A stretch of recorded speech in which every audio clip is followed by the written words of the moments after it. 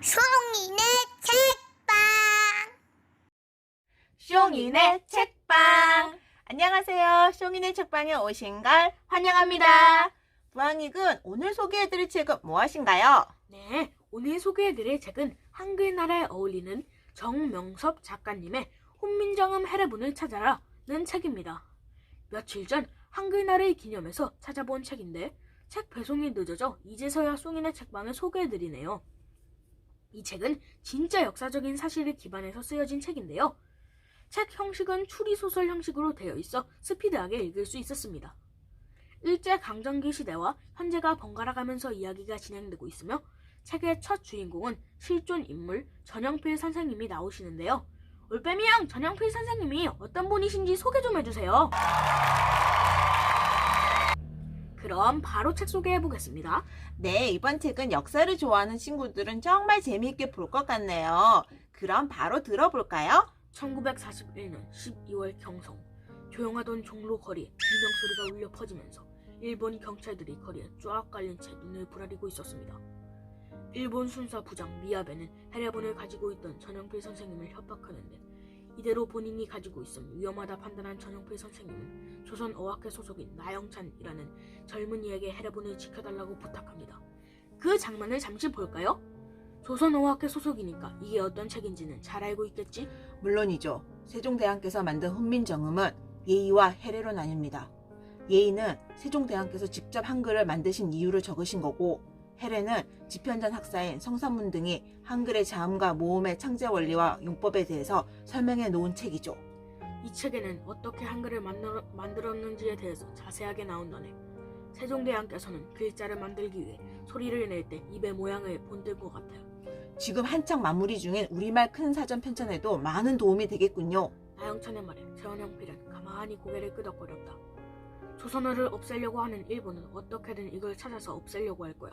조선어학회 쪽도 지금 엄청 불안해하고 있습니다. 그래서 사전 편찬 작업에도 박차를 가하고 있는 중이죠. 안타까운 일이지만 새벽에 오기 전에 많은 사람들이 희생당할 걸세. 하지만 누군가 죽더라도 지켜야 할 것들은 반드시 지켜야겠지. 나영찬은 훈민정음 해례본을 바라보았다. 전영필이 책을 나영찬 쪽으로 밀었다. 자네가 이걸 맡아주게. 한글이 곧 우리고 우리가 곧 한글이라네. 우리가 비록 주권이 없는 상태이긴 하지만 우리 말과 우리 글이 있는 한 다시 나라를 되찾을 수 있어. 하지만 말과 글을 잃어버리면 혼을 잃게 되는 셈이지. 그러니 잘 부탁하네. 전영필은 의자에서 일어나 정중하게 고개를 숙여 인사했다.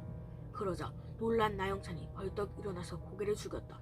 목숨을 걸고 지키겠습니다. 외놈들이 물러나고 좋은 세상이 오면 만나세. 전영필은 테이블 아래 놓아두었던 가죽 가방에 혼민정음 해례본을 넣어서 건넸다. 이렇게 해서 해례본을 건네받은 나영찬은 그 길로 바로 고향 성운군으로 내려가게 되죠. 여러분, 이 장면을 읽다 보면 조선 어학회라는 곳이 나오고 그곳에서 하는 일이 우리말 큰 사전 편찬이라고 하는데요.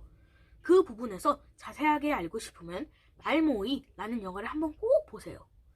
유해진 아저씨랑 윤계상 아저씨가 나오는 영화인데 윤계상 아저씨는 역할은 실존 인물 이긍로 선생님의 역할이라네요. 예전에 영화를 볼 땐 몰랐는데 이번 책을 읽다 보니까 알게 되었어요. 역사 공부에 정말 도움이 많이 되는 영화인 것 같아요. 그럼 책 이야기를 계속해보겠습니다. 고향으로 돌아간 나영찬은 친구였지만 일본 순사로 일하고 있는 오카야마로부터 해례본을 내놓으라는 엄청난 압박을 당하게 되는데요. 이 부분을 읽을 때 화가 많이 났어요. 창씨 계명을 하지 않아 잡아가겠다고 하고 일본을 위해 징병을 가야 한다고 하고 우리가 열심히 농사를 지은 것도 다 빼앗아가는 공출도 심했고 매일 아침마다 일어나 일왕이 있는 궁성 쪽으로 허리를 숙이는 궁성요배도 강요하고 일본어로만 수업하고 기미가요 같은 것을 부르라고 하는 등등 정말 책을 읽다가 화가 나서 울컥거렸네요. 진짜 억울해서 너무 열받아요. 네, 부엉이군 진정하시고 계속 책 소개 부탁드려요. 그럼 이번에는 현재 시대로 배경을 바꿔볼게요. 아빠가 미국 사람이고 엄마가 한국 사람인 5학년 준호와 3학년 예진이라는 남매가 성운시로 이사가면서 새로운 이야기가 시작됩니다. 이 아이들은 한국말과 글이 서툴러 한글 학교를 다니게 되는데 그곳에서 한글 박사 이해솔 박사님을 만나게 돼요.